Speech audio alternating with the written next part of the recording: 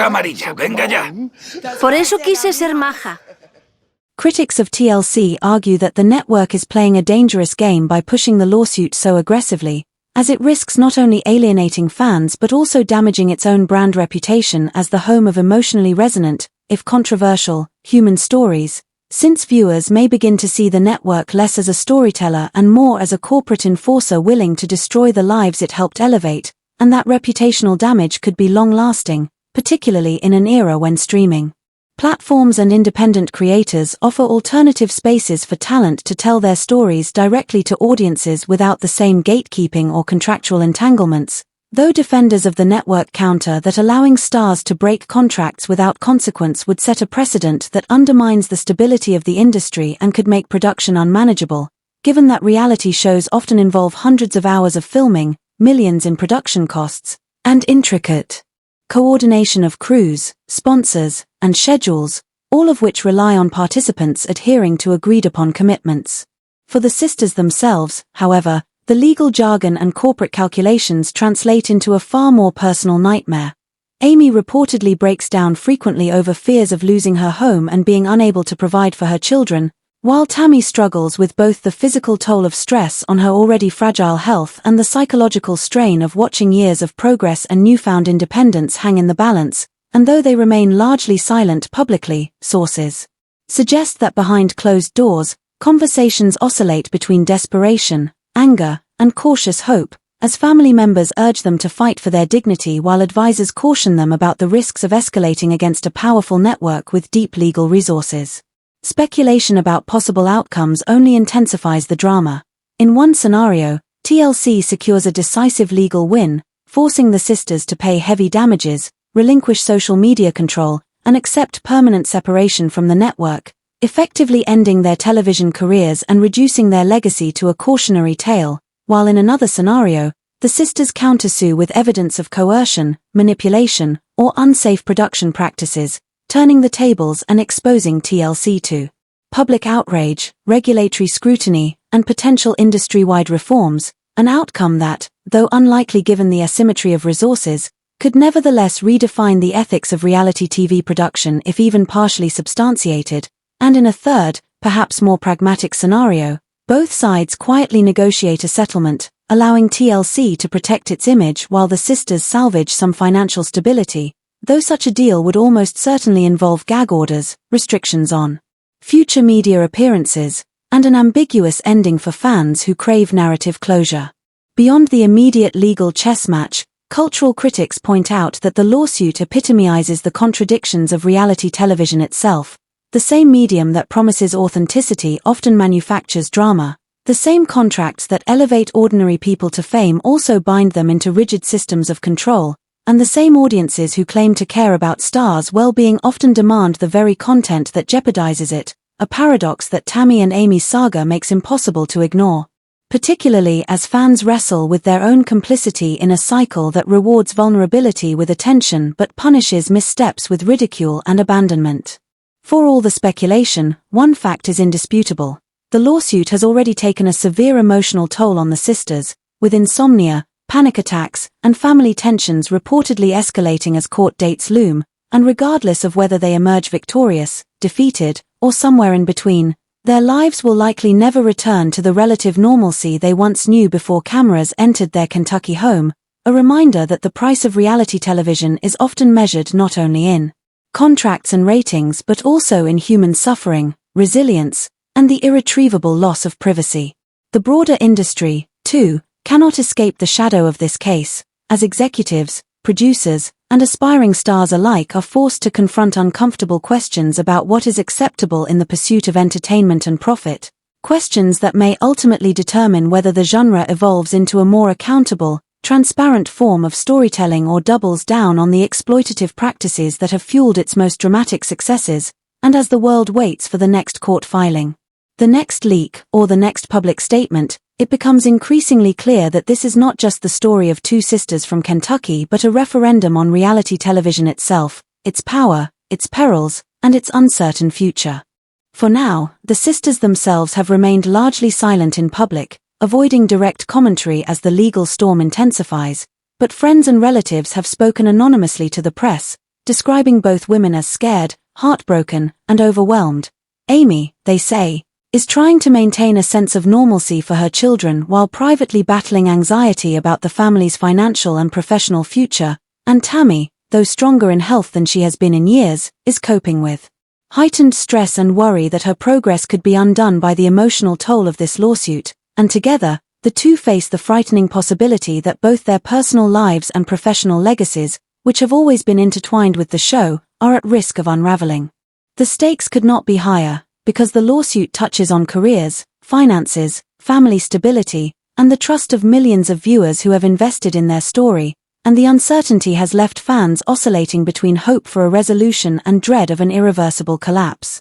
Entertainment insiders have outlined 3 main scenarios, each more dramatic than the last, and while the outcome remains uncertain, examining these possibilities illustrates the gravity of what is at play. In the first scenario, TLC secures a decisive courtroom victory, forcing Tammy and Amy to repay millions in damages, relinquish control over their social media content, and sever ties permanently with the network, an outcome that would not only cause financial devastation but also erase the legacy of the £1,000 sisters by ending it abruptly without closure, leaving fans to process the cancellation of one of the most dramatic and poignant reality shows of recent memory. The second, more combustible possibility involves the sisters retaliating with a countersuit, using rumored production memos, behind-the-scenes footage, and corporate emails as evidence that TLC coerced them into unsafe behaviors, deliberately staged or manipulated situations, and potentially violated labor or safety regulations, a scenario that could trigger a public scandal exposing the network's inner workings and permanently altering industry ethics.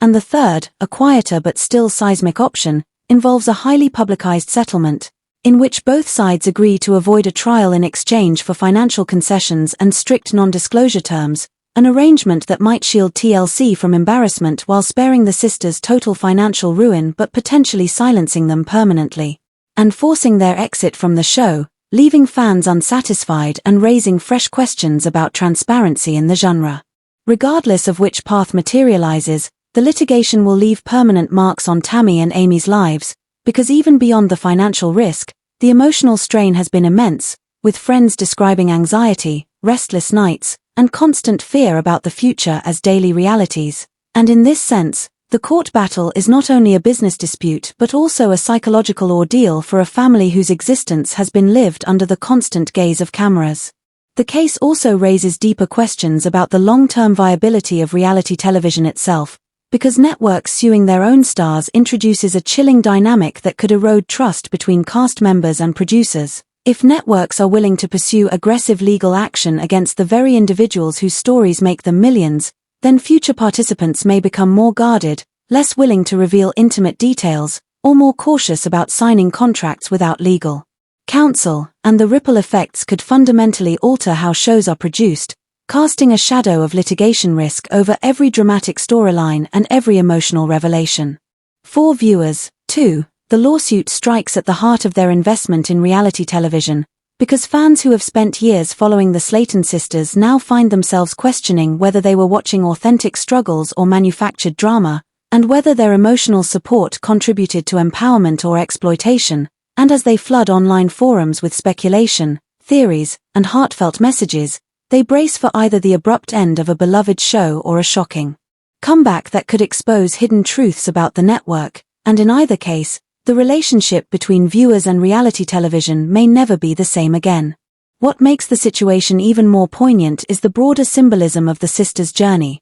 from their early struggles with obesity and health scares to their attempts at personal transformation. The Slatons embodied themes of resilience, vulnerability, and authenticity that resonated with millions. And now, in a cruel twist, those same themes have been transplanted into a legal arena, where the sisters must fight not only for their livelihoods but for their legacies, and the drama, once confined to episodes aired on TLC, now plays out in legal filings, leaks, and speculative headlines that could determine their fate. With court dates approaching, insiders warn that the proceedings will be messy, unpredictable, and possibly explosive, with both sides possessing information the other would prefer remain hidden, and as curiosity intensifies, media outlets speculate daily on which revelations might surface. From behind-the-scenes manipulation to private negotiations gone sour, and what those revelations might mean for the credibility of reality TV. Some legal analysts argue that if internal TLC documents confirm patterns of coercion or manipulation,